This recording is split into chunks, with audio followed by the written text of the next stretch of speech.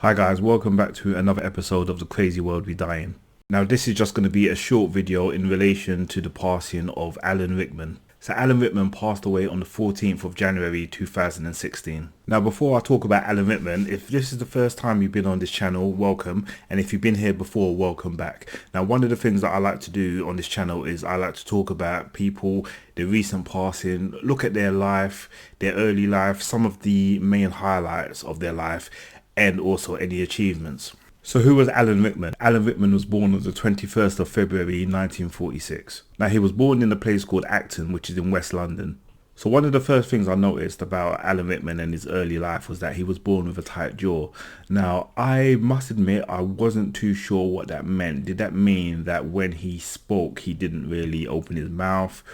Or something similar? So I had to look it up. So because of the tight jaw that Alan Rickman had, it contributed to his distinctive deep voice. And I think it's fair to say Alan Rickman's got a really distinctive voice. It's one of those voices where if you hear, you automatically know, hold on, this is Alan Rickman, I know him. I'm going to move quite quickly from his early life to what I think are the main parts of his acting career. Now, the first thing that I will say is that Alan Rickman was probably more prominent on the stage and theatre rather than in film and TV. With this video, I'm really only going to concentrate, probably what I'm going to concentrate on are three main works of film that he did. But there's no disputing that Alan Rickman was absolutely brilliant in the theatre, and he's got numerous awards and he's been in numerous plays and productions.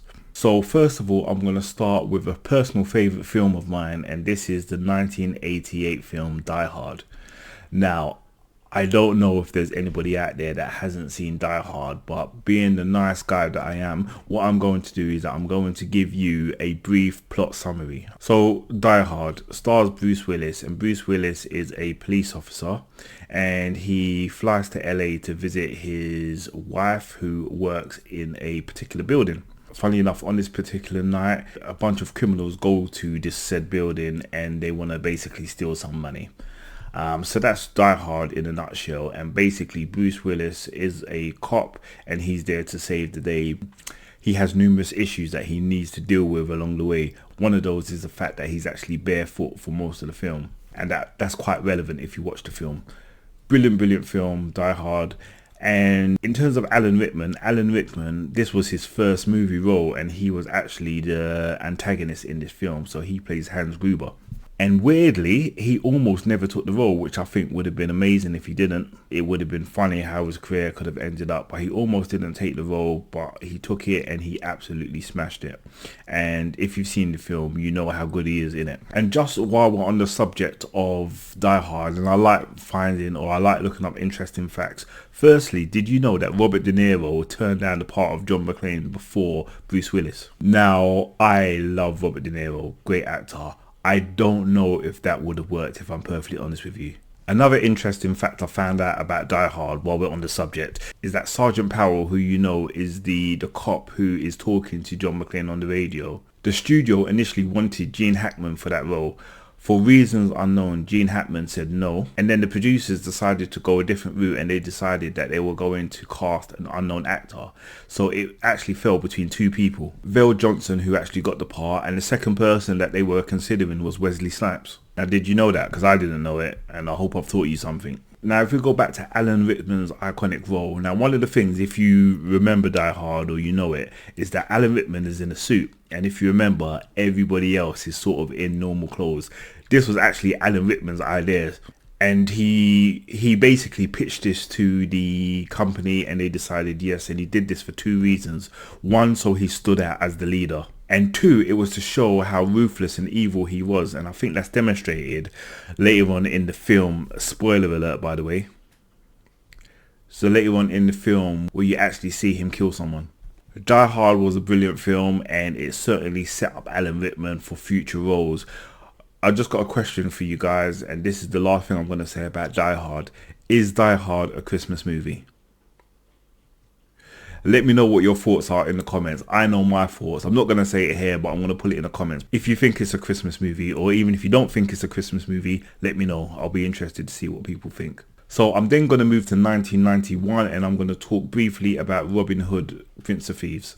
Now, Robin Hood, Prince of Thieves, we all know, very popular film, starred Kevin Costner. Probably one of the most famous things about this film is the song Everything I Do For You by Bryan Adams. It was, well, I know certainly in the UK it was #1 for loads of weeks. I can't remember how many weeks it was, but I know it was #1 for a very long time. I don't know if it's actually got the record. I'm going to look that up. Now, a couple of things about this film. Now, Alan Rickman actually rejected this role 4 times. So if you remember, he plays the Sheriff of Nottingham. So 4 times he rejected this role, and then he actually agreed finally. So he was told that he could basically interpret his character as he felt, and that appealed to him. Another thing that I learned about this film actually was that Kevin Costner wasn't happy with the fact that Alan Rickman's character upstaged him. And the rumour is he actually got the studio to cut some of Alan Rickman's scenes.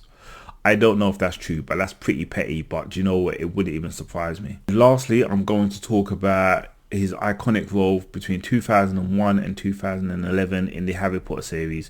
Now, if you're not familiar with Harry Potter, massive film franchise, 8 films, and Alan Rickman was in all 8 films. His character was Professor Snape, who starts off as the potions master and then subsequently becomes the headmaster of the school.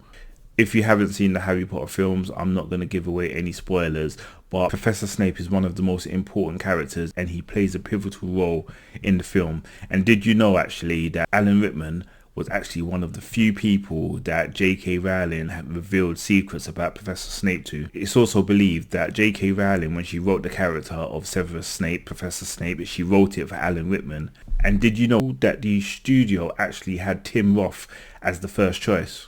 But Tim Roth made the decision to back out of Harry Potter to star in Planet of the Apes. So the role went to Alan Rickman. Now, a couple of things that I found out about Alan Rickman, and this one was quite surprising actually, because I never heard this before. Are you familiar with the James Bond film GoldenEye? Now, if you don't know what GoldenEye is, so GoldenEye was the first film starring Pierce Brosnan. Now, if you remember, the bad guy in that film, or the antagonist in that film rather, was Alex Trevelyan, 006. Now, that was played by Sean Bean. And did you know that Alan Rickman turned down the role of Alex Trevelyan? I didn't know that. I think from looking at possible reasons why, and Alan Rickman, he didn't want to be typecast as a villain. And if you think his first 2 major roles were 2 iconic villains with Hans in Die Hard and also the Sheriff of Nottingham. So probably the only other film of note was 2003 Love Actually. If you remember, Alan Rickman stars in that film as well. So from just on a personal level, in 2005 he was diagnosed with prostate cancer, and in 2015 it's believed that he had a stroke. And in terms of major accolades, he won a BAFTA for Best Supporting Actor for his role in Robin Hood, Prince of Thieves as the Sheriff of Nottingham.